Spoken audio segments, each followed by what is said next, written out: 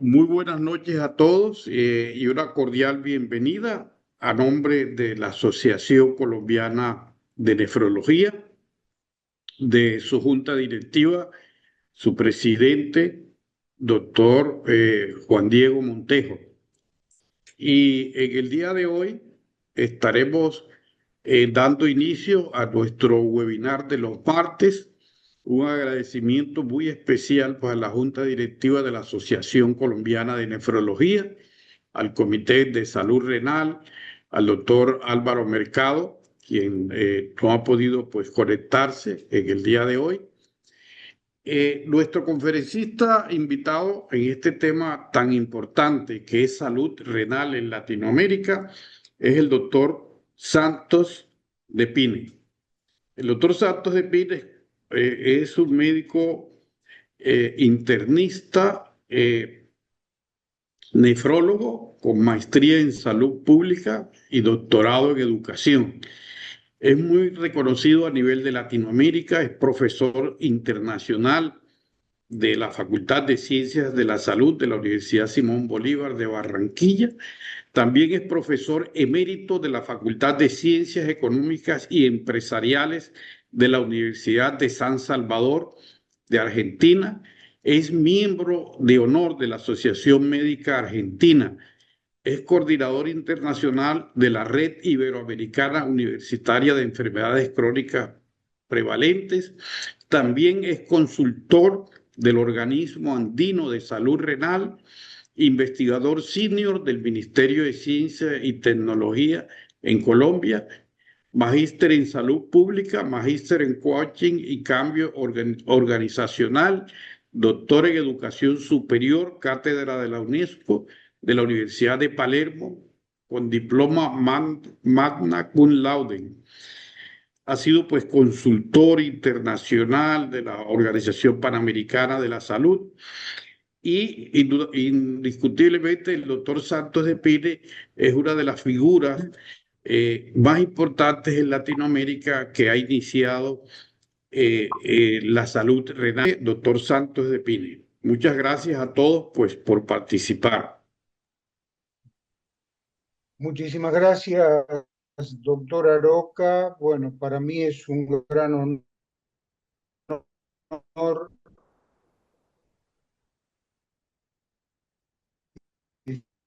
estar participando con la Asociación Colombiana de Nefrología. Hacer un esfuerzo para resumir 35 años de esfuerzos que hemos realizado todos los nefrólogos latinoamericanos para alcanzar el logro que se ha logrado con la Organización Mundial de la Salud hace muy pocos días. Si el doctor Aroca me permite, voy a comenzar para compartir la pantalla en el tiempo de todos.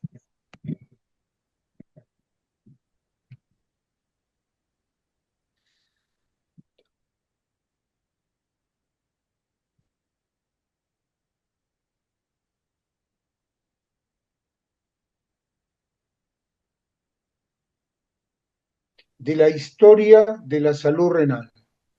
Y el subtítulo que le puse es de la invisibilidad al reconocimiento global, liderazgo latinoamericano y la sindemia renal. ¿Por qué vamos a hablar de este tema hoy? Porque la Asamblea Mundial de la Salud, en mayo del 2025, mayo de este año, como un hecho histórico, aprobó su primera resolución sobre salud renal. Estuvo impulsada por Guatemala y copatrocinada por varios Estados miembros. Y la resolución reconoce finalmente a la nefropatía como un problema de salud pública que debe tener una ubicación privilegiada en la consideración de los gobiernos.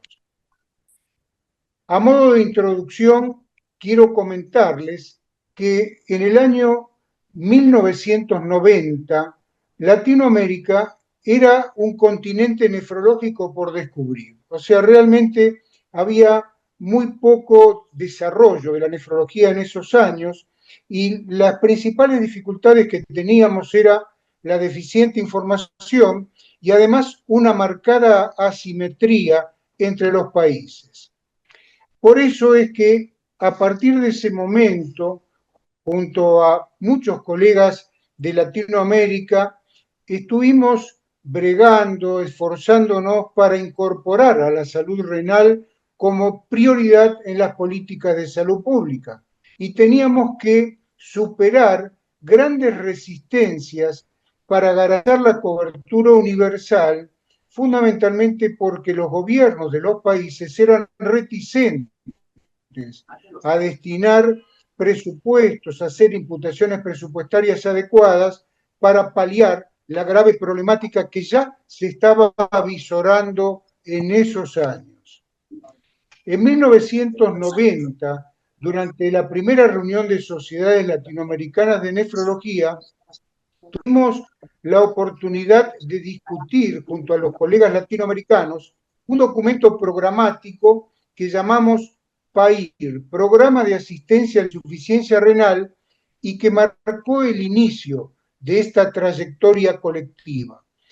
Este trabajo estuvo publicado en la revista de Nefrología, Diálisis y Trasplante en su número 27 en julio de 1990, o sea, hace muchos años. Y cuando nosotros recordamos este hito, era tan incipiente todo este trabajo que estábamos haciendo que el plan de prevención y asistencia de la insuficiencia renal crónica estuvo siendo elaborado a mano alzada, o sea, en una hoja comenzamos a diagramar este plan, pero fundamentalmente teniendo en cuenta los 4 órdenes que siempre debemos estar analizando en una sociedad, que es el orden social, el orden político, el orden jurídico y el orden económico. Todos ellos interjuegan entre sí y son en última instancia los que van a dar la posibilidad en salud, como en otros órdenes de la vida, de cobertura con imputaciones presupuestarias adecuadas. El orden social es el que determina la necesidad de la población. El orden político tiene la potestad de decir si va a cubrir esa necesidad o no la va a cubrir. El orden jurídico, cuando el orden político dice que la cubre, debe producir las leyes, las normas, las resoluciones, y el orden económico tiene una función fundamental que es la liberación de presupuesto, liberando presupuesto y velando porque se ejecuten adecuadamente para poder cubrir lo que el orden social ha determinado como una necesidad.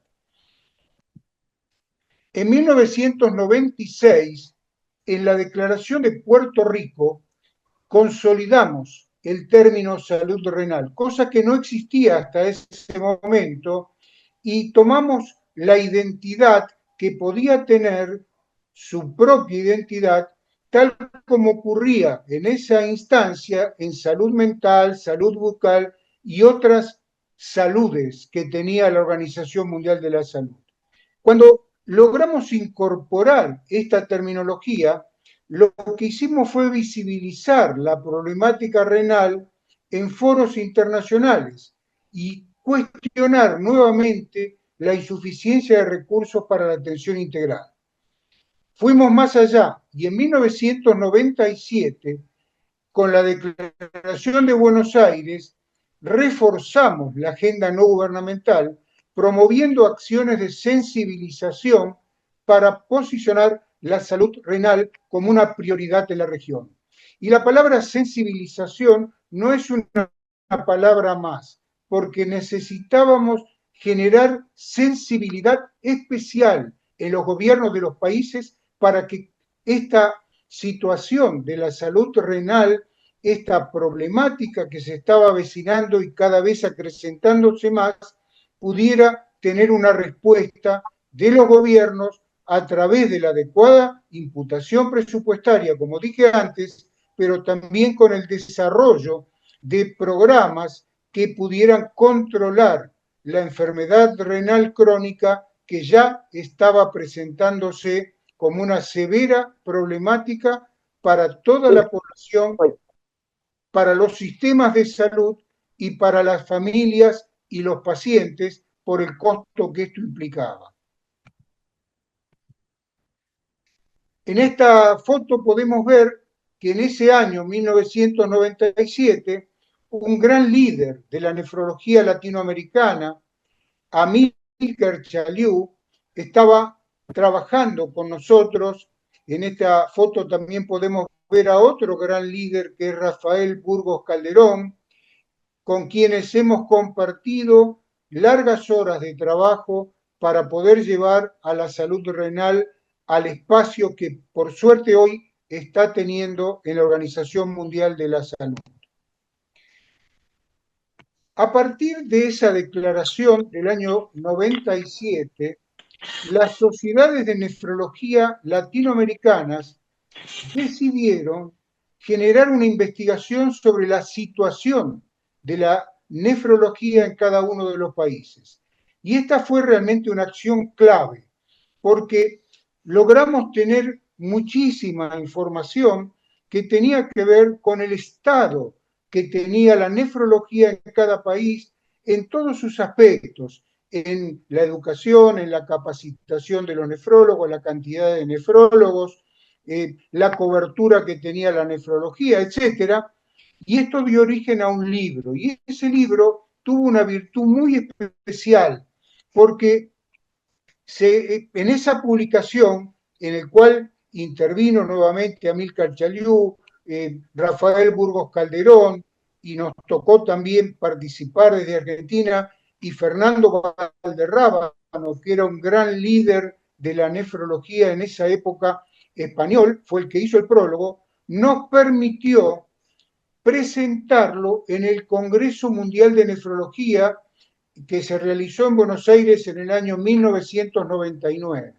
Y esta difusión que se hizo realmente también acrecentó el interés para poder trabajar y codo a codo generar un espacio específico para la salud renal en los países. Es así que en el año 2002 el Comité de Salud Renal de la Sociedad Latinoamericana de Nefrología e Hipertensión, la SLA, que teníamos el honor de coordinar, Rafael Burgos Calderón y quien les habla, organizó en Valdivia, Chile, el taller que se llamó Hacia un modelo sustentable y sostenible de salud renal. La participación fue múltiple, pero fundamentalmente teníamos la presencia del Ministerio de Salud de Chile, representantes de las sociedades nacionales de nefrología y otros actores fundamentales de la nefrología, y logramos aprobar un plan de acción que tenía 4 puntos. Y esos 4 puntos se dividían de la siguiente manera. Los 3 primeros, que ustedes pueden ver en pantalla, estaban vinculados a la nefrología clínica. Pero el 4º punto ya estábamos incidiendo en la manera en que podíamos lograr establecer un lenguaje apropiado para la salud pública y que esto pudiera generar una mayor sensibilización a nivel de los gobiernos de todos los países latinoamericanos. Entre el 2003 y el 2004, o sea, un año después de haber realizado en diciembre de 2002 este plan de acción, trabajamos en salud pública, en el Ministerio de Salud Pública de Argentina, para elaborar los documentos que tenían como objetivo generar un programa de salud renal para la seguridad social. Fue respaldado, entre otras organizaciones, la Sociedad de Nefrología de Argentina, y logramos producir 2 documentos fundamentales. El primer documento se llamaba Modelo Sustentable y Sostenible de Salud Renal, que fue publicado en noviembre de 2003 para la Organización Panamericana de la Salud, con los lineamientos generales porque lo que buscábamos en ese momento era demostrar cómo el impacto que iba a generar la enfermedad renal crónica a nivel de la seguridad social iba a ser insostenible para el sistema de salud argentino. Y eso lo pudimos trabajar con actuarios que trabajaron con nosotros, con estadísticos. Es un documento que está disponible para ser visto en Internet en cualquier momento. Y a partir de ese documento producimos el segundo documento que ya era el modelo sustentable y sostenible de salud renal, que incluía dentro del modelo un programa de salud renal para la seguridad social en Argentina.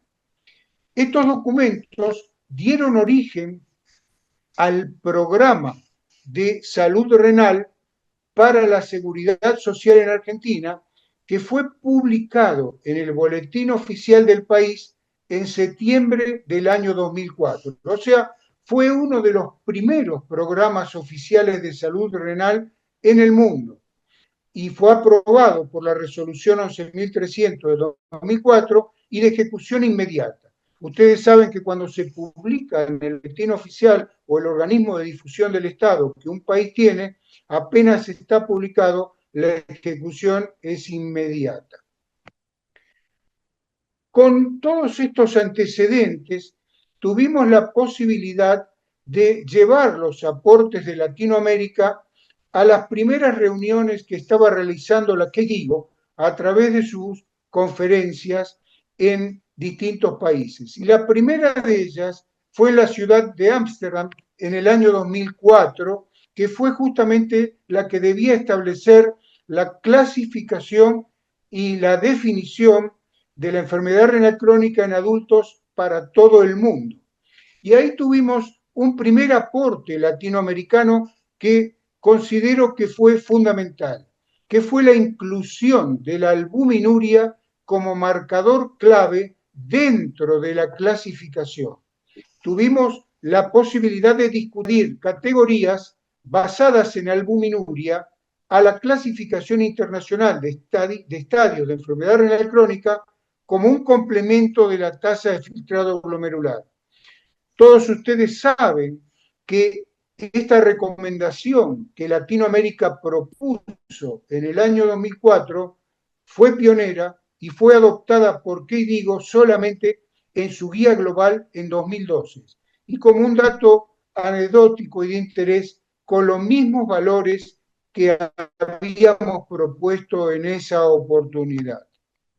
La otra propuesta que llevamos a esa reunión de KDIGO en Ámsterdam en 2004 fue el Programa de Salud Renal para la Seguridad Social Argentina, discutido como un modelo innovador que tenía una estructura sustentable y programática que podía ser adecuada perfectamente a países de bajos y de ingresos medios.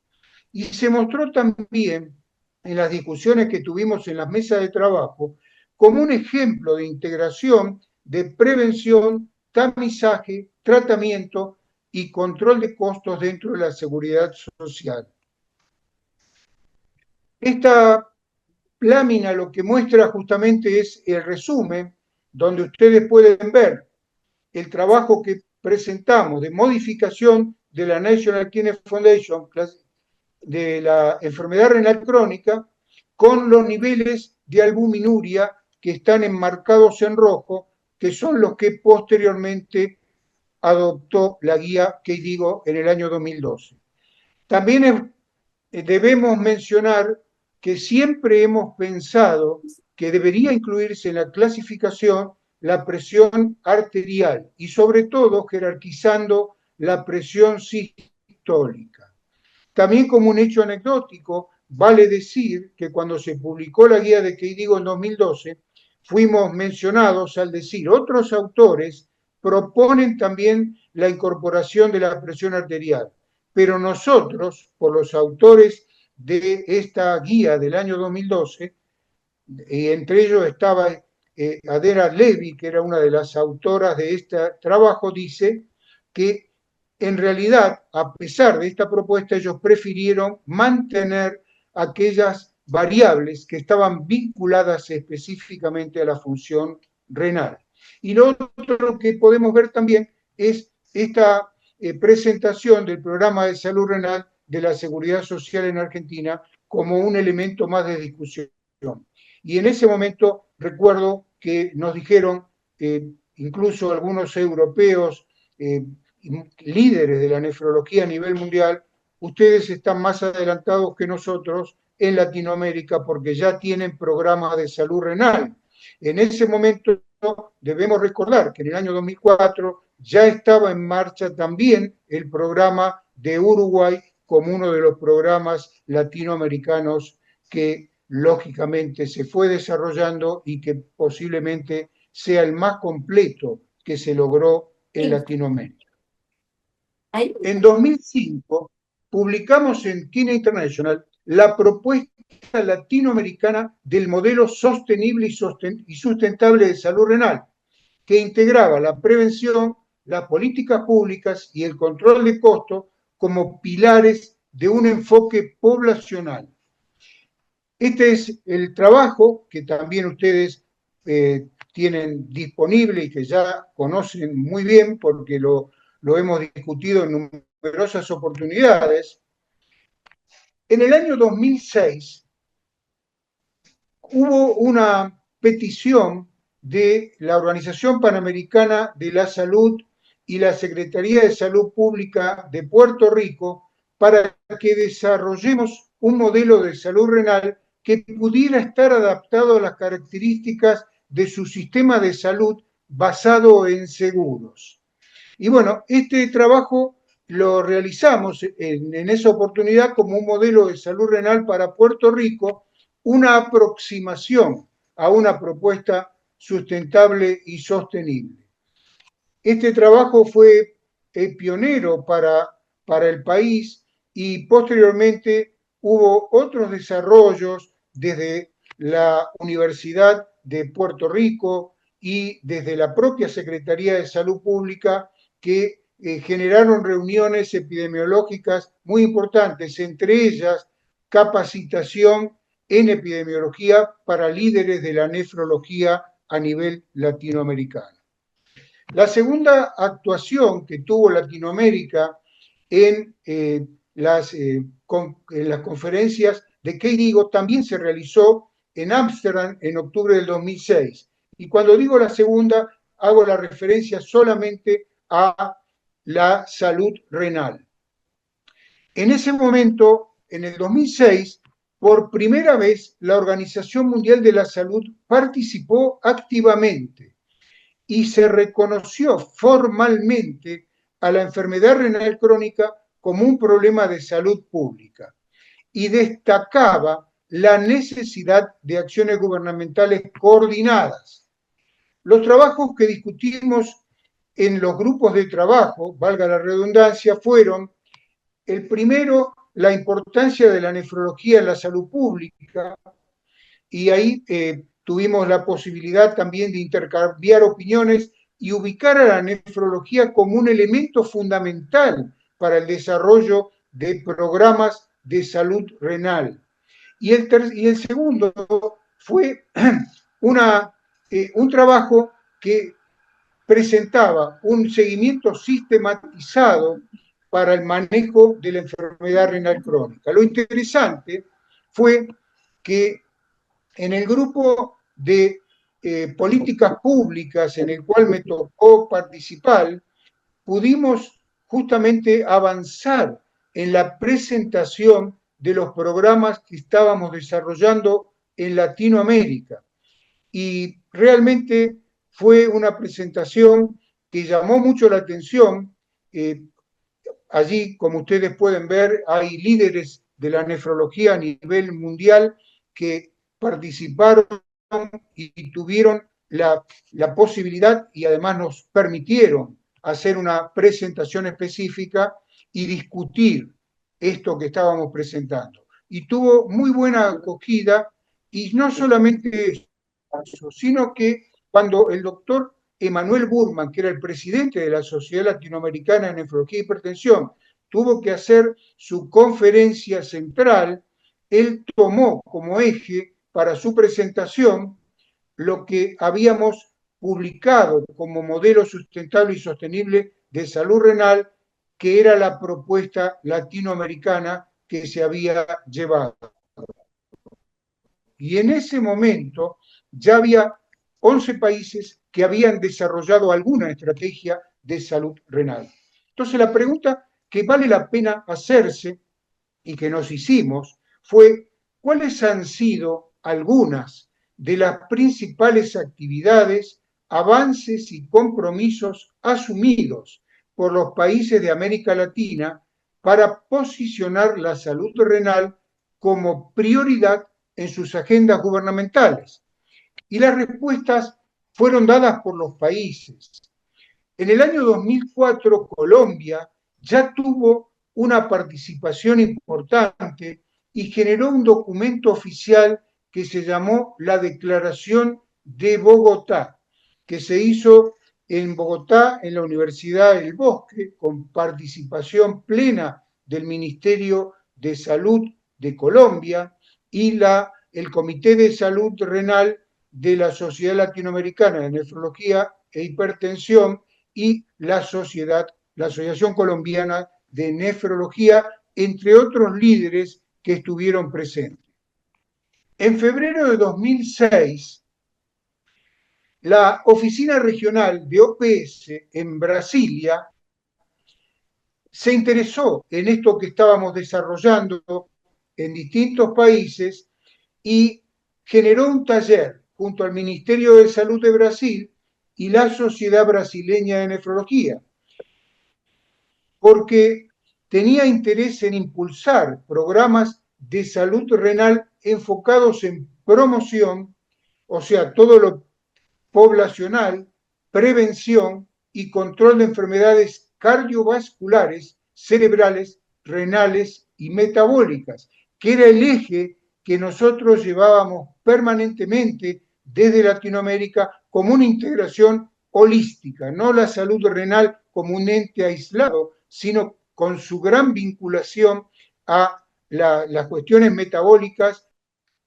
El encuentro concluyó con la firma de una carta de intención entre el Ministerio de Salud, la Sociedad de Nefrología, la Sociedad Brasileña de Nefrología y la SLAN.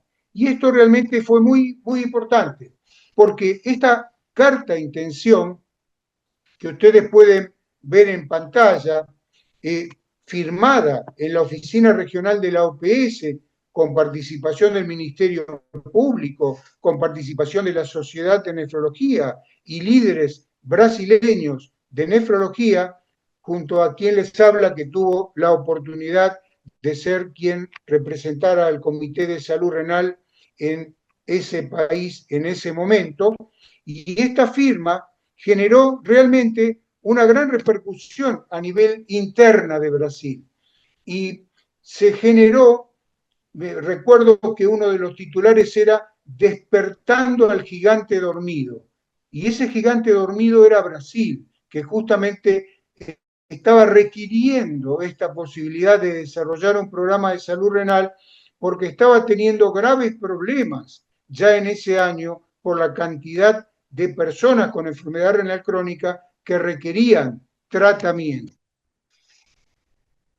Cuando en el año 2006, después de todo esto que estoy comentando, como la historia de la salud renal en Latinoamérica, en 2006 pudimos publicar en una revista que es el Renal Failure, qué estaba pasando en Latinoamérica. Y sorpresivamente ya en 2006, 11 países de la región habían realizado talleres y habían iniciado algún tipo de actividades en el marco del modelo o del programa de salud renal, el cual articula los programas verticales tradicionales y genera un programa transversal en el primer nivel de atención.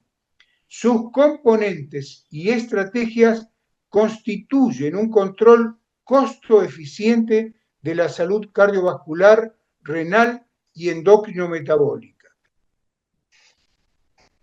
A continuación, ya en el año 2008, y estoy tomando solamente algunas de las actividades que se realizaron desde todas las sociedades de nefrología, desde los nefrólogos latinoamericanos, desde los pacientes que estaban nucleados en distintas organizaciones, también a nivel de Latinoamérica, etcétera. En el año 2008 hubo un hito fundamental, y es que se realizó una reunión de alto nivel en Antigua Guatemala, donde se reafirmó ante autoridades y la Organización Panamericana de la Salud la necesidad de fortalecer los vínculos entre ciencia, academia y políticas públicas. Esta cumbre, que tuvo como presencia a la Organización Panamericana de la Salud, representantes de programas de enfermedades crónicas no transmisibles de los ministerios de salud, los seguros sociales de los países de Centroamérica y el Caribe, la Sociedad Internacional de Nefrología, la Sociedad Latinoamericana de Nefrología y presidentes de las asociaciones de nefrología. Y se pudo lograr un primer acuerdo tripartito: la Organización Panamericana de la Salud, la Sociedad Internacional de Nefrología y la Sociedad Latinoamericana de Nefrología y Hipertensión, que esto se constituyó en una piedra fundamental de los avances posteriores. Fue la bisagra que articuló la posibilidad que en el futuro la Sociedad Latinoamericana de Nefrología pudiera incorporarse como un socio de la Organización Panamericana de la Salud y participar de sus reuniones que tuvieran que ver con la temática que le atañe a esta sociedad. Ustedes pueden observar cómo en la Universidad San Marcos, histórica, realmente fue un honor poder estar participando y presentando esta propuesta latinoamericana ante los líderes allí presentes. Este es el acuerdo que se firmó, como ustedes pueden ver, con los líderes de la Sociedad Interamericana, la Sociedad Latinoamericana de Nefrología, la Sociedad Internacional. En ese momento estaba también la Organización Panamericana de la Salud, representada por Enrique Pérez Flores, y la Sociedad Internacional por Bernardo Rodríguez Iturbe. Quiero destacar que ya en esa oportunidad el doctor Randall Loumeda, que era el vicepresidente de la cuarta región de la Sociedad Latinoamericana de Nefrología y Hipertensión, firmó este acuerdo tripartito. Y lo destaco porque Randall fue quien llevó la bandera para que la Organización Mundial de la Salud pudiera este año determinar en una resolución que la salud renal debe tener un espacio fundamental en la política pública de salud en los gobiernos. Este trabajo que realizamos en esa oportunidad fue jerarquizado por la Sociedad Latinoamericana de Nefrología en esta publicación, donde mostraba justamente cómo este esfuerzo que habíamos hecho realmente tenía una importancia fundamental para el desarrollo futuro. También, ya en el año 2008, el presidente de la Sociedad Internacional de Nefrología, que nos honraba que fuera latinoamericano, el doctor Rodríguez Iturbe, publicó en este editorial en Nature Clinical Practice Nephrology, que eran los progresos en la prevención de la enfermedad renal crónica en Latinoamérica. Y justamente lo que él destacaba, enmarcado en rojo, pueden observarlo, que el Comité de Salud Renal de la Sociedad Latinoamericana era quien había logrado establecer en ese momento contacto con 12 países. O sea, realmente teníamos un tráfico itinerante entre los distintos países y tuvimos la gran posibilidad de dialogar con los ministerios de salud y las sociedades de nefrología nacionales y establecer pequeñas semillas de sensibilización que fueron abonando un terreno para el logro que ahora estamos disfrutando. En el año 2010 se realizó una consulta regional a nivel de toda América, no solo Latinoamérica, para generar las prioridades para la salud cardiovascular en las Américas. Esto fue una consulta regional que debía generar mensajes claves para los decisores en salud. Y tal como lo menciona la Sociedad Internacional de Nefrología, que lo levantó como una cuestión importante, tuve el honor de representar en esa consulta regional a la Sociedad Latinoamericana de Nefrología y poder introducir otra pequeña semilla, que fue el punto 56 de los mensajes clave para los decisores en salud, que era la detección precoz de la enfermedad renal crónica en los pacientes con diabetes e hipertensión a través de la albuminuria, y ya a pesar de que todavía no estaba en la guía, seguíamos insistiendo en esa necesidad, y la estimación del filtrado glomerular. Tuvo tanta repercusión esa posibilidad que tuvimos, que cuando se hizo la calculadora de riesgo del programa HERTZ, la estimación del filtrado glomerular, que ustedes pueden ver recuadrado en amarillo, quedó incorporada. Esto simplemente es una tabla que muestra todos los esfuerzos que se hicieron a nivel de Latinoamérica hasta determinado momento, no entraba más, donde los nefrólogos latinoamericanos tuvimos un trabajo fundamental para ir sembrando a la salud renal como una necesidad de una política pública sanitaria especial. En 2010 se identificó en El Salvador la nefropatía mesoamericana, vinculada en ese momento a trabajo agrícola, recuerdo que era en los cultivadores de caña de azúcar, en condiciones extremas y uso de agroquímicos con alta mortalidad de causa desconocida. Ante esta crisis, el Ministerio de Salud de El Salvador y la OPS convocaron un taller nacional encabezado por quien era la ministra de Salud, la doctora María Isabel Rodríguez, y expertos en nefrología. Como respuesta a la participación que tuvimos el honor de tener en ese primer taller de salud renal por la nefropatía mesoamericana en El Salvador, propusimos un abordaje sistematizado y el programa de salud cardiovascular, cerebral, renal y endocrino-metabólica como una estrategia integral para investigar causas, daños y fortalecer la atención primaria.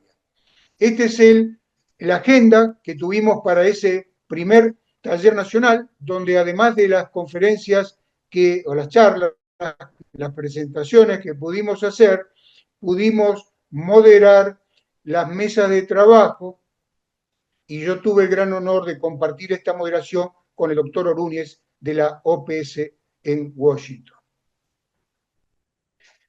Esta era una de las reuniones de trabajo donde podemos ver a la ministra de Salud de El Salvador presente y dos funcionarios de OPS, el doctor James Hospedales y el doctor Enrique Pérez Flores. En el año 2012, o sea, 2 años después, ya la nefropatía mesoamericana se iba agigantando y la Organización Panamericana de la Salud decidió hacer una consulta con una reunión a nivel virtual, por supuesto, para discutir de la manera de colaborar y poder ayudar a El Salvador a resolver esta gran problemática.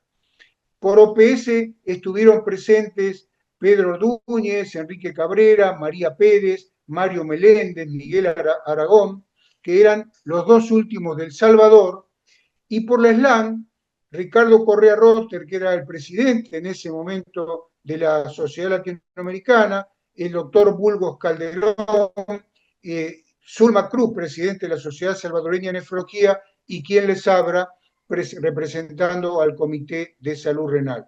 Y se hicieron algunas propuestas que muchas de ellas quedaron cristalizadas después en este libro de la Organización Panamericana de la Salud, que se llamó Epidemia de Enfermedad Renal Crónica en Comunidades Agrícolas de Centroamérica.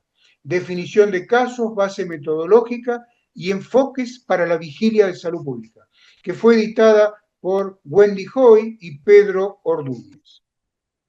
En el año 2012, en la Organización Mundial de la Salud, en su sede central en Ginebra, realizó una reunión sobre el autocuidado.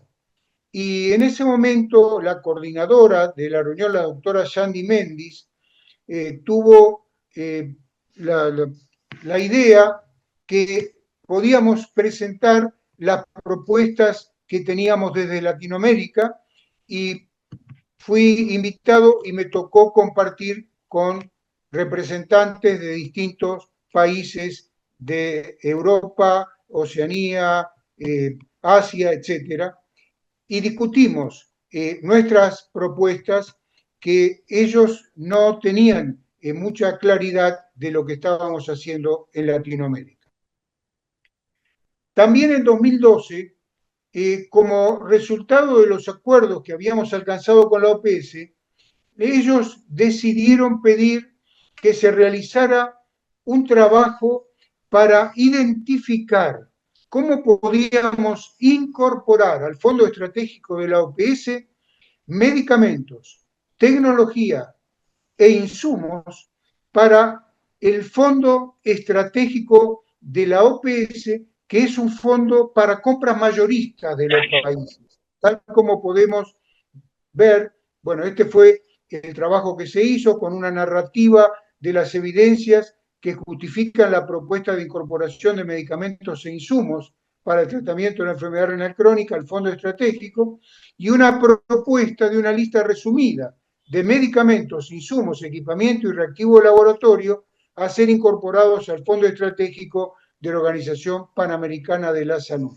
Este trabajo fue analizado por la Sociedad Latinoamericana de Nefrología, que estaba en ese momento funcionando y teniendo la responsabilidad de su conducción, y aprobaron lo que se había hecho en este trabajo, y se discutió todo esto en el año 2013 en Guatemala.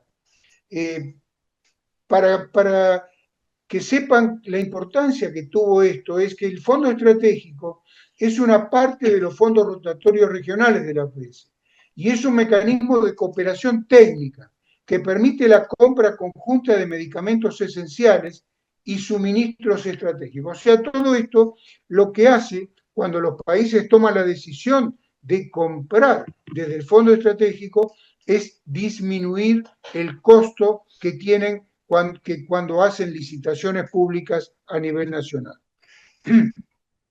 Muchas de las inequidades que quería dar respuesta y solucionar este trabajo con el Fondo Estratégico, pudimos volcarlo con el doctor Gustavo Aroca Martínez en este libro que se llamó Desafiando a la inequidad de Latinoamérica. En el año 2009, y vale la pena mencionarlo en este momento porque está vinculado con estas inequidades que habíamos encontrado, habíamos detectado que millones de personas vulnerables no estaban visibles para el sistema de salud, no tenían diagnóstico, no tenían tratamiento precoz, y todo esto determinado por barreras económicas, culturales, ambientales, y los gobiernos de los países desconocían valores éticos primarios en la asignación presupuestaria. O sea, hay un rubro especial que es la ética en la asignación presupuestaria, y esto lo señalamos en este trabajo publicado en el año 2009 que se llamaba El rol de los gobiernos y las competencias prioritarias en poblaciones minoritarias y naciones en vía de desarrollo. ¿Y por qué toma relevancia esto? Porque los modelos biomédicos tradicionales que se desarrollaron se enfocan fundamentalmente en lo que llamamos demanda espontánea, o sea, las personas que logran acceder y quedan ignorados para el sistema los determinantes socioeconómicos, geográficos y ambientales que condicionan la atención, que ustedes lo ven acá grisado, que son los factores de riesgo de la población que impactan en la salud individual. Y esto está perfectamente demostrado en este trabajo de la Sociedad Internacional de Nefrología que expresa esta inequidad. Ustedes pueden ver en los gráficos de torta, este es un trabajo del 2019, cómo en los países de bajo ingreso las personas tratadas solamente son el 4%, medio bajo el 10%, medio alto el 30% y en alto el 60%. O sea, hay personas que nunca llegan al sistema de salud. Por lo tanto, en 2021 planteamos la necesidad de cambiar el paradigma en el control de la enfermedad renal crónica y darle visibilidad a los más desfavorecidos e integrarlos al sistema de salud, pero respetando su cultura y saberes ancestrales para facilitar esta integración. Y publicamos esta propuesta con el nombre de un modelo de salud renal poblacional. O sea, salud renal poblacional como un nuevo paradigma para el manejo de la enfermedad renal crónica. Y el modelo conceptual de la salud renal poblacional comienza con los determinantes macrosociales, el contexto sociopolítico y económico de cada país, el estatus social, el medio ambiente, y recién allí se engancha, se articula con la atribución causal de las personas y los comportamientos individuales que a su vez están vinculados con los determinantes sociales. Entonces, lo primero que tenemos que analizar son los factores de riesgo de la población, para ello darle visibilidad con los agentes sanitarios y promotores de salud integrados a la comunidad y los programas de inteligencia artificial que hoy nos están ayudando mucho y la Big Data, y después, una vez que detectamos a la población en riesgo, ir a los factores de riesgo individuales, allí darle gran importancia al primer nivel de atención, a la referencia y contrarreferencia con los nefrólogos y los navegadores de pacientes. Y todo esto desembocar en la política pública de salud renal. Y este desemboque en las políticas públicas de salud renal tuvo un lugar específico e importante en el Organismo Andino de Salud, con la participación de la Organización Panamericana de la Salud, que se incorporó a este desarrollo, y los ministerios de salud de Bolivia, Chile, Colombia, Ecuador, Perú y Venezuela, donde a través del ORAS se impulsó una política regional para fortalecer el control de la enfermedad renal crónica. Realizamos un diagnóstico situacional, se diseñó la política andina de salud renal y se elaboró un plan de acción a 2030 para engancharlo, para asociarlo con los objetivos de desarrollo sostenible de Naciones Unidas. Este fue el primer libro donde hicimos el diagnóstico situacional de Bolivia, Chile, Colombia, Ecuador, Perú y Venezuela. Todos los documentos que produjimos fueron aprobados por unanimidad por los ministros de salud de los 6 países. Inmediatamente de hecho el diagnóstico y las brechas de mejora, desarrollamos la política andina de salud pública para enfrentar la enfermedad renal crónica, y a este momento ya la Sociedad Latinoamericana de Nefrología se había incorporado activamente a través de su Comité de Salud Renal al desarrollo de esta política. Finalmente, tras décadas de esfuerzo conjunto de incontables colegas, organizaciones científicas, pacientes y comunidades, se alcanzó un hito trascendental gracias al impulso decisivo de Guatemala, que en 2024 promovió ante la Organización Mundial de la Salud una declaración para ubicar la salud renal como prioridad en la agenda global y se logró sumar a esta resolución el apoyo de la mayoría de los países del mundo. Y este año, el 23 de mayo de 2025, se logró una victoria histórica para la salud renal. La Organización Mundial de la Salud adoptó una resolución global.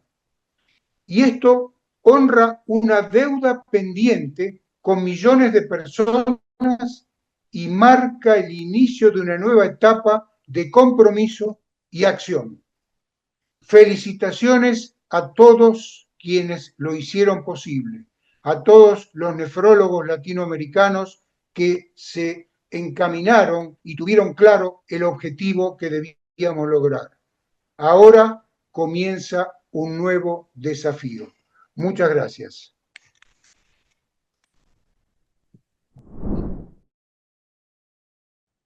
Muchas gracias a ti, doctor Santos de Pine, por esta importante conferencia y resaltamos pues todos esos grandes aportes que has hecho en Latinoamérica. Hay muchas preguntas en el chat, pero bueno, yo pienso que el foco primario nuestro, como lo es la enfermedad renal crónica, su manejo, la progresión de la enfermedad, sus complicaciones y el concepto de salud renal, realmente lo que vemos es que la atención que había recibido era muy limitada. Yo pienso que con estos programas de salud renal y con todo el esfuerzo y la incorporación de los nefrólogos de la Asociación Colombiana de Nefrología, que hoy están presentes, hay más de 100 nefrólogos presentes en este seminario, podemos pues realmente llegar y poder reducir esa gran brecha que nos separa. Así que vamos a iniciar pues mirando el chat y en orden hacer pues algunas de las preguntas que han realizado los distintos colegas. Entonces, un saludo pues el doctor Montejo, quien manda un saludo pues muy especial, al igual que la participación del doctor José Escalona, ambos presidentes de la Asociación Colombiana y Asociación Venezolana de Nefrología. El doctor Juan Carlos Conde pregunta por qué no se considera la hipertensión en las CADIGO importante y si se podría agregar a la clasificación CADIGO los índices de vulnerabilidad, ya que es un factor que incide en la detección y progresión de la enfermedad renal.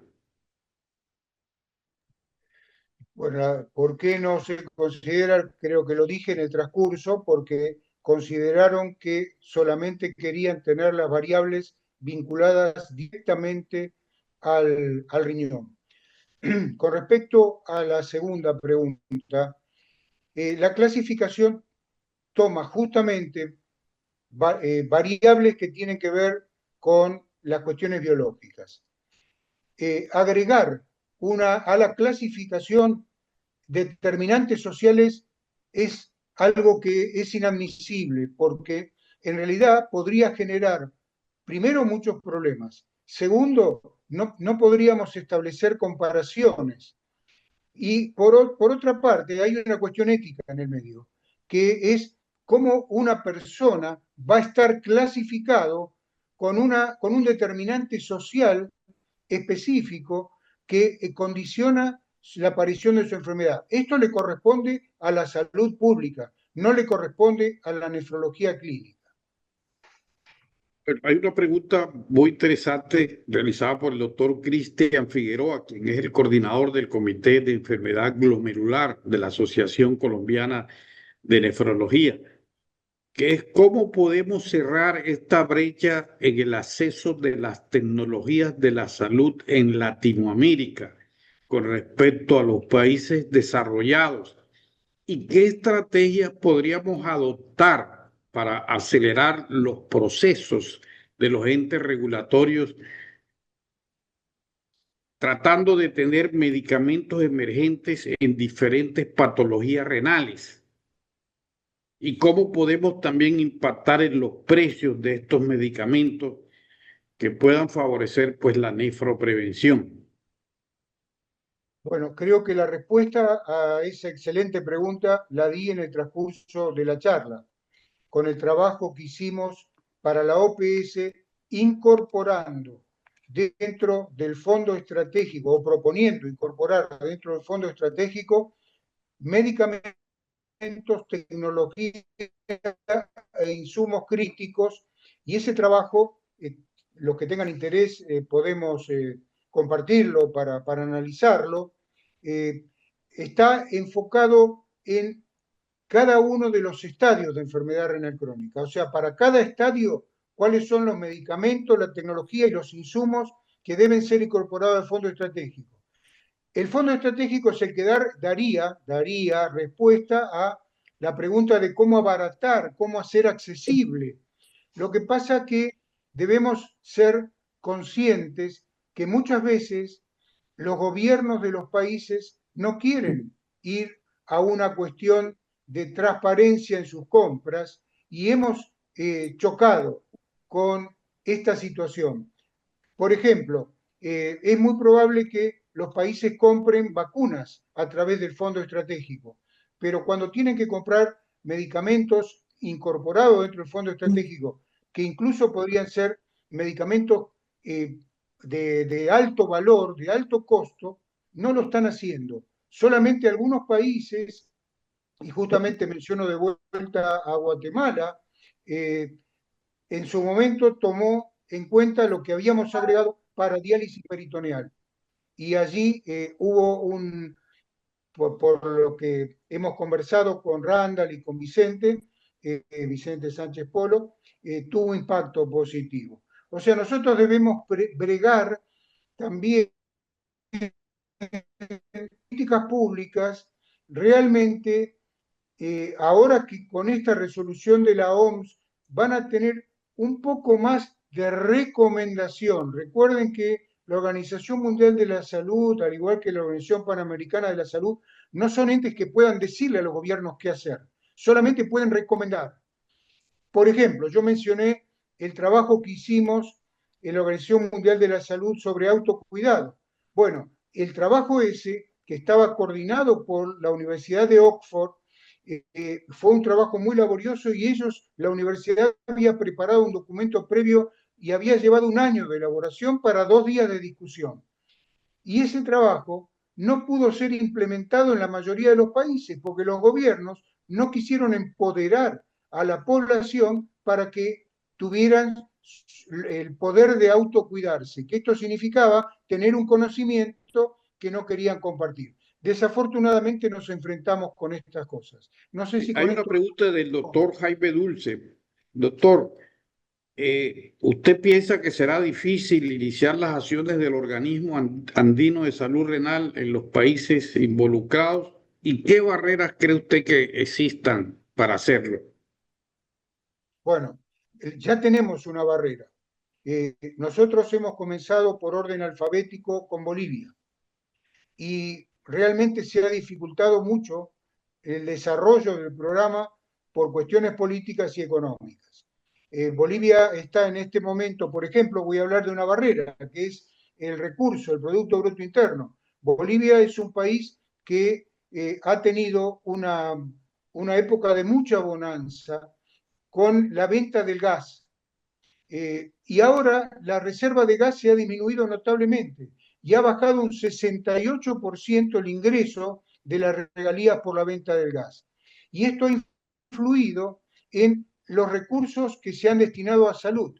por ejemplo, el programa de salud renal de Bolivia tiene menos recursos y muchos centros de diálisis públicos están sin poder cobrar los médicos, tener posibilidades de desarrollo, y se está pasando mucho al sector privado. O sea, esta es una barrera clara. Hay muchas otras, por supuesto, que tienen que ver con las características de cada país. Nosotros esperamos que cuando podamos incorporarnos en la segunda instancia a Colombia, esto se pueda agilizar. El Ministerio de Salud de los países participó mucho de todos estos trabajos. Los técnicos de los países son los que han estado elaborando estos documentos que yo les mostré.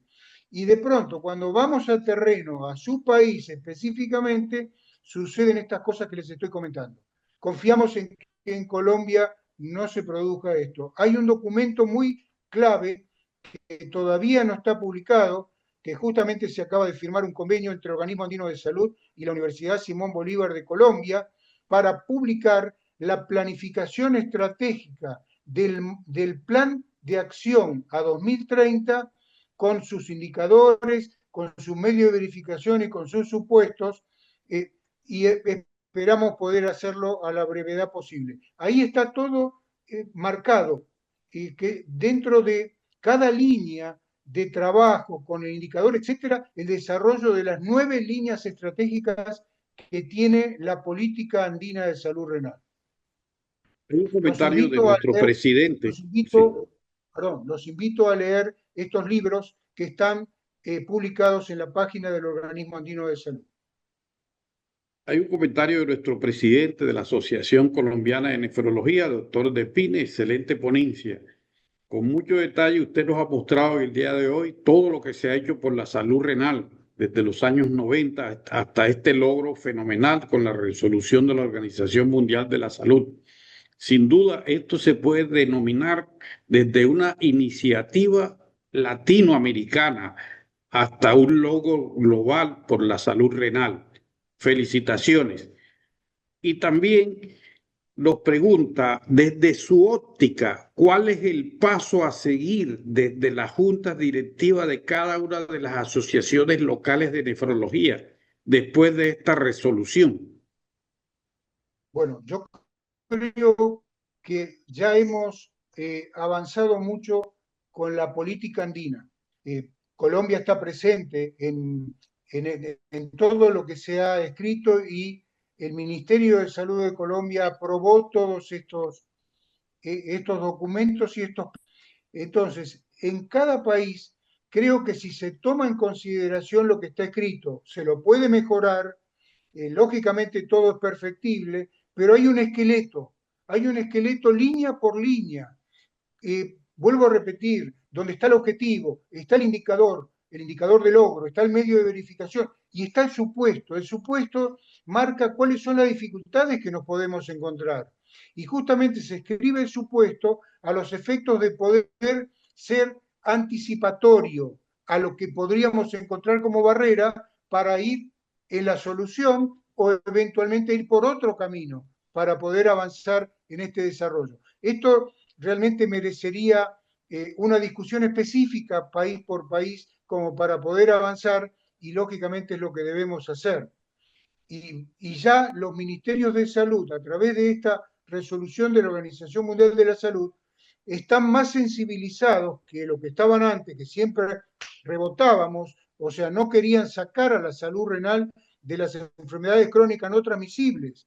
Y los que manejaban enfermedades crónicas no transmisibles, de alguna manera lo que estaban haciendo era proteger un espacio para no abrirlo a un territorio que tiene una importancia fundamental, tan importante como la hipertensión y la diabetes, y ahora lo tenemos. Entonces ya creo y espero que con el trabajo conjunto y sobre todo con la sociedad de nefrología involucrándose activamente, sabiendo que hay personas invisibilizadas que no llegan a la atención, que eso es fundamental, trabajar con los determinantes sociales, abandonar el modelo biomédico e ir a un modelo más holístico, desarrollar todo este trabajo, creo que es lo que va a permitir, como hemos hecho, tardamos 35 años, creo que ahora la cosa debe y puede acelerarse. sigamos trabajando, no hay otra cosa que yo pueda decir, no hay más que trabajo.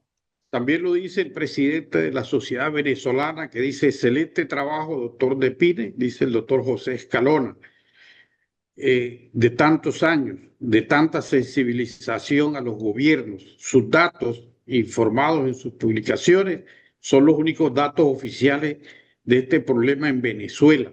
Y hace una pregunta, ¿cómo puede impactar la consolidación de la salud renal en la era mediática, Instagram, TikTok, YouTube? Bueno, muchísimo, como impacto hoy en día. Hay que tener mucho cuidado con lo que se publica, eso sí, porque lógicamente las redes pueden tener cuestiones que a favor o en contra inclusive. Pero yo creo que si las sociedades de nefrología comienzan a articularse adecuadamente con todas estas posibilidades que tenemos, hacer buen uso de las redes sociales sería fundamental. Y una cosa que también tenemos que tener en cuenta, porque estamos pidiendo a los estados, a los ministerios de salud, que hagan difusión en los idiomas locales que incluyan a los pueblos originarios o pueblos indígenas que muchas veces no reciben información. Entonces, tal vez un aporte que pueden hacer las sociedades de nefrología es capacitar líderes comunitarios provenientes de las comunidades para que ellos puedan a su vez sensibilizar y apoyar esta acción. Y hay algo que se llama grupos de presión en los países. Cuando se elabora un presupuesto nacional, y me voy a disgregar un poquito, cuando se elabora un presupuesto nacional, los legisladores toman en cuenta los grupos de presión. Si la población exige más seguridad y el porcentaje que se va a imputar del Producto Bruto Interno a seguridad va a ser más alto. Si la población exige educación, van a imputar más también a este aspecto. Ahora, educación es raro que la población pida y salud no pide nunca. Por lo tanto, el grupo de presión de la salud no incide en lo que los legisladores deben hacer cuando se imputa presupuesto. Nosotros tenemos un gran espacio de acción. Debemos trabajar y además debemos trabajar articuladamente como lo hemos hecho hasta ahora todo Latinoamérica unido, porque eso es un gran grupo de presión. Efectivamente, hay una pregunta de nuestro expresidente, doctor Luis Barro, expresidente de la Asociación Colombiana de Nefrología. Nos dice, las poblaciones indígenas que son muy vulnerables, en ellos, ¿qué políticas de salud respecto a la enfermedad renal crónica se han planteado en Latinoamérica? Bueno, justamente eso es el modelo básico de la salud renal poblacional. Por eso no, decimos, ya salud renal sin el acópoque final, sin poblacional, solamente es un modelo biomédico. Desafortunadamente, cuando empezamos a trabajar en el modelo de salud renal y lo publicamos de esa manera, había un componente que se llamaba promoción, que ustedes lo pueden ver en la publicación. Y la promoción hablaba de los programas de municipio saludable, que es la desmedicalización de la medicina, y hablaba de los programas Carmen, Cindy, etcétera, de la OPS. Entonces, eso era determinantes sociales. En esos pueblos, lo que se debe hacer, y sé que el doctor Barros lo está haciendo con gran fuerza y con gran resultado, y lo felicito porque realmente he tenido la gran posibilidad de ir ahí a La Guajira y estar viendo qué cosas, qué resultados y qué compromiso tienen los líderes provenientes de la etnia guayú para mejorar la situación de salud de la población. Y todo esto estimulado justamente por el grupo de nefrólogos de Colombia, con el doctor Juan Carlos Conde, el doctor Burgo, el doctor Barrios, etcétera. Y lógicamente también destaco a Gustavo Baroca, que también está haciendo su trabajo en la zona tan inhóspita como La Guajira. Así que creo que la respuesta la están dando ellos. En Latinoamérica hay pocas actividades que tengan que ver con esto, pero hasta ahora, porque justamente el Comité de Investigación de la Sociedad Latinoamericana de Nefrología e Hipertensión, liderado por Gustavo Aroca y por Cueto Manzano, han desarrollado bajo la expresa indicación del presidente de la Sociedad Latinoamericana, el doctor Jorge Rico, y de su presidente entrante, Vicente Sánchez Polo, un programa llamado FRENEL, que es la detección precoz y el tamizaje utilizando la detección en el punto de contacto con un dispositivo que en 30 segundos determina la creatinina y estima la filtración, la tasa de filtración glomerular. Ese trabajo lo están desarrollando la mayoría de los países. Escuché que está el doctor Escalona presente de Venezuela. Venezuela está trabajando, Colombia está trabajando mucho, está trabajando muchísimo Ecuador, no sé si hay algún colega de Ecuador presente, está trabajando Perú, está trabajando Bolivia. O sea, realmente este es el esfuerzo latinoamericano que ahora va a dar frutos muy importantes. Y los vamos a disfrutar en el Congreso Latinoamericano de Nefrología en Guayaquil. Son todos invitados. Bueno, también hay una pregunta de una de las nefrólogas más importantes de Venezuela, la doctora Lorendis Ronca. ¿Cuáles serían los primeros pasos que el Estado venezolano, junto con las sociedades científicas como la Sociedad Venezolana de Nefrología y el sector público, pudieran hacer para implementar esta resolución de la Organización Mundial de la Salud con acciones concretas en salud pública? El Ministerio de Salud de Venezuela participó en los documentos que establecieron la política, el plan andino a 2030 y el plan de acción. O sea, tres documentos que comenzaron con el diagnóstico de situación de todos los países andinos, incluyendo Venezuela.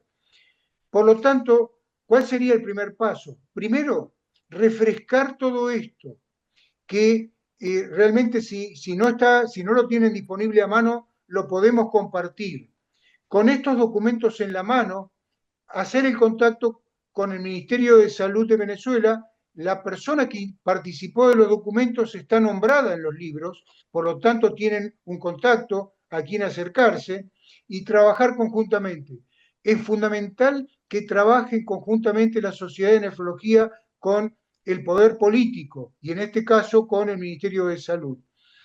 No hay otra posibilidad más que esta, porque justamente, y voy al año 2002, donde hicimos el plan de acción para Latinoamérica, lo dije en la charla, los tres primeros puntos son de nefrología clínica, pero el cuarto era de políticas sanitarias. Y ahí la sociedad de nefrología deben incidir desde la nefrología clínica para que las políticas públicas sanitarias se establezcan. Hoy no hay que escribirlas, están escritas para los países andinos, ya las tienen disponibles. O sea, esto facilita mucho este contacto con los ministerios de salud. Lógicamente, pueden existir barreras de todo tipo que no permitan este acercamiento, pero ya eso es algo que cada país debe dilucidar independientemente. Sí, doctor De Pire, además de personalizar estrategias que puedan mejorar y personalizar un mejor abordaje en el término de salud renal, no solamente con la predicción del riesgo, como usted lo dijo, sino incluso con distintas estrategias que hoy tenemos disponibles, como ver los marcadores genéticos, las consideraciones de costos y los cambios en los estilos de vida de nuestros pueblos. Y María Paula Roca me pregunta acá por el interno que cuál cree usted que pueda ser el impacto de la inteligencia artificial en la salud renal en el futuro. Yo creo que es fundamental. Nosotros en el año 2021, en el trabajo que publicamos de salud renal poblacional, ya incorporamos, y en todas en el mismo artículo está desarrollada la gran importancia que tienen los programas de inteligencia artificial y señalábamos trabajar con Big Data. O sea, hay muchos datos que están disponibles en los países. Y con María Paula, justamente, hemos diseñado un indicador de vulnerabilidad trabajando sobre 30 variables que en su gradación determinan cuál es el impacto que tiene cada una de ellas a los efectos de poder ir a lo que llamamos también, y estamos instalando, un programa de salud pública de precisión. O sea, ¿cuáles son las variables que debemos atacar más fuertemente dentro de este índice de vulnerabilidad social? Y acá voy a lo que preguntaba Conde. El índice de vulnerabilidad social es una herramienta de salud pública, no de la nefrología clínica. Muchas gracias, doctor De Pine. Y yo le pediría al doctor Álvaro Mercado, quien nos envía un saludo muy afectuoso, se encuentra de viaje, quien es el organizador de estos webinars tan excelentes. Le pediría también al doctor Montejo que pudiéramos hacer una nueva conferencia, porque realmente quedaron innumerables preguntas en el tapete, pero también quedan interrogantes, sobre todo de la última parte que nos habla el doctor De Pine. Entonces, yo creo que debemos hacer un nuevo webinar hasta que se termine el año en el mismo tema. Queremos agradecer a todos, ya tenemos 1 hora y 20 por su asistencia en el día de hoy. Queremos agradecer al doctor De Pine por su excelente exposición que nos deja muy motivados. Yo creo que lo más importante del nefrólogo es que él tenga la visión de la salud renal como su prioridad. Y todos, si ponemos un grano de arena, podemos lograr que las cosas mejoren en nuestros países en Latinoamérica. Muchas gracias a todos y muchas gracias, doctor De Pine, y muchas gracias, doctor Montejo, por este webinar. No, muchas gracias a ustedes por la atención que me han dispensado y muchas gracias a la Asociación Colombiana de Nefrología por el espacio y a todos ustedes simplemente felicitarlos por todo lo que están haciendo en cada uno de sus países.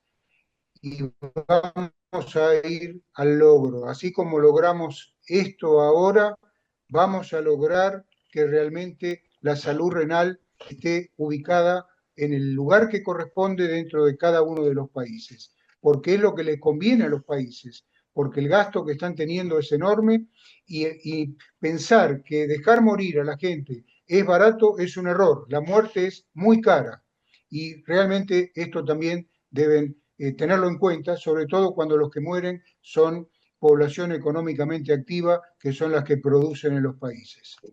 Muchas gracias. Feliz noche a todos.